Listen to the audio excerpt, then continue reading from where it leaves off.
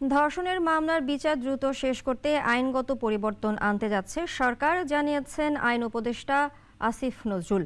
সচিবালয়ে এক যৌথ সংবাদ সম্মেলনে মবের বিরুদ্ধে কঠোর অবস্থানের কথা জানিয়েছেন তথ্য উপদেষ্টা মাহফুজ আলম। আর স্বরাষ্ট্র উপদেষ্টা জানিয়েছেন রমজানে আইনশৃঙ্খলা বাহিনী তৎপর রয়েছে। মাগুরে ৮ বছরের শিশুকে ধর্ষণের ঘটনায় সারা দেশ উত্তাল। এবার নড়েচড়ে বসেছে অন্তর্বর্তী সরকার, নিচ্ছেন কঠোর হওয়ার সিদ্ধান্ত। সচিবালয় গণমাধ্যমে এক যৌথ ব্রিফিংয়ে ধর্ষণের বিরুদ্ধে হুঁশিয়ারি দিয়ে আইন উপদেষ্টা আসিফ নজরুল বলেন, ১৫ দিনের মধ্যে ধর্ষণ মামলার তদন্ত ও ৯০ দিনের মধ্যে বিচার কাজ শেষ করতে হবে। যেই সংশোধনী আনবো সেখানে আমরা বলবো যে তদন্তকারী অফিসার যাকে নির্দিষ্ট করা হয়েছে তাকেই তদন্ত কাজ সম্পন্ন করতে হবে নির্দিষ্ট সময়ের মধ্যে। তদন্তকারী অফিসার পরিবর্তন করা যাবে না।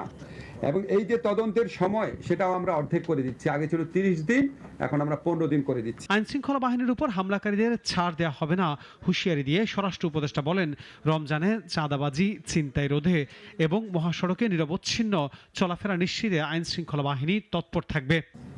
রমজানের আইন শৃঙ্খলা পরিস্থিতি স্বাভাবিক রাখতে সরকার বদ্ধপরিকর। রাজধানীর গুরুত্বপূর্ণ পয়েন্টে প্রায় শতাধিক তল্লাশি চৌকি চেকপোস্ট বসানো হয়েছে। অপরাধ প্রবণ এলাকায় টহল সংখ্যা বাড়ানো হয়েছে।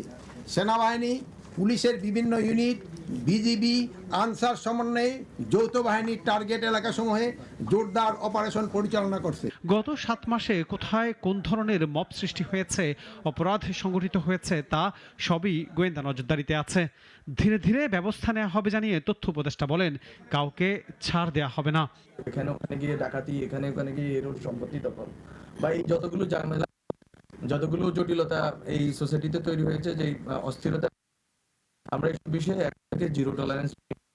অভ্যুত্থানের পর সম্প্রতি বাংলাদেশের বিভিন্ন এলাকায় প্রকাশ্যে হত্যা, ছিনতাই ও ডাকাতির ঘটনা ঘটছে। বিশেষ করে ধর্ষণের ঘটনা বেড়ে যাওয়ায় ঢাকাসহ বিভিন্ন শহরে প্রতিবাদ বিক্ষোভ হচ্ছে। পরিস্থিতি নিয়ে ক্ষুব্ধ কেউ কেউ স্বরাষ্ট্র উপদেষ্টার পদত্যাগের দাবিও তুলছেন। আনোয়ার হোসেন, নাগরিক, ঢাকা।